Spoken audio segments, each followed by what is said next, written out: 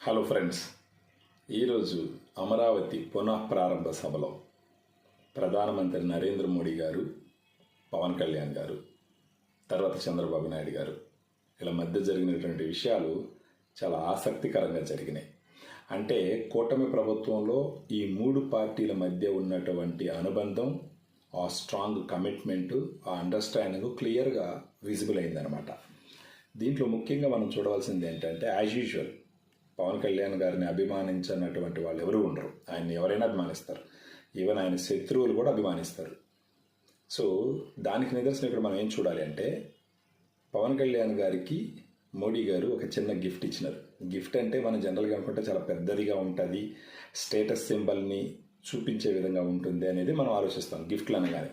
కానీ ఇక్కడ ఆయన ప్రేమ అభిమానం, అంటే మోడీ గారి ప్రేమ అభిమానం ఈయన పవన్ కళ్యాణ్ గారికి ఇచ్చిన గిఫ్ట్లో కనపడింది అనమాట.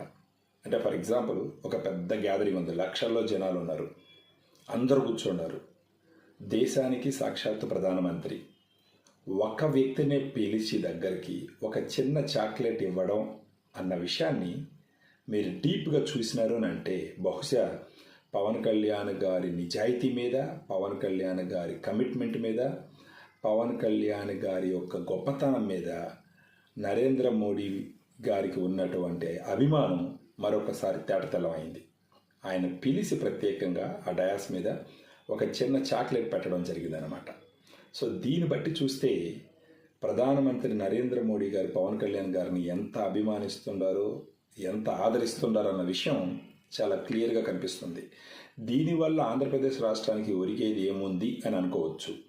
ఇలాంటి సత్సంబంధాలు కేంద్ర ప్రభుత్వంతో ఉన్నప్పుడు ఖచ్చితంగా రాష్ట్రానికి ఎన్నో రకాలుగా రావాల్సినటువంటి ఫండ్స్ కానీ, రావాల్సినటువంటి ప్రాజెక్టులు కానీ, సపోర్ట్ కానీ తీసుకునేదానికి అన్ని రకాల అవకాశం ఉంటుంది.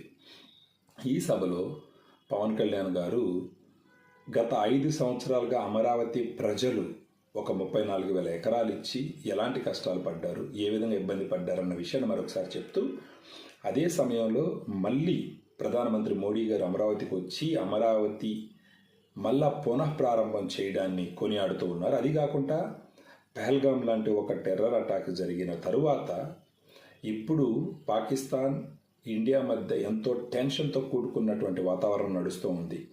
యాక్చువల్గా ప్రధానమంత్రి నరేంద్ర మోడీ గారు చాలా చాలా బిజీగా గడుపుతున్నారు. ఆ సందర్భంలో కూడా అమరావతికి పునఃప్రారంభానికి వచ్చినారు అని అంటేనే పవన్ కళ్యాణ్ గారు చెప్పేది ఏంటంటే, ఆంధ్రప్రదేశ్ మీద, అమరావతి మీద ఆయనకు ఉన్నటువంటి నిజాయితీని మరొకసారి తేటతెల్లమైందని చెప్పేసి పవన్ కళ్యాణ్ గారు చెప్పడం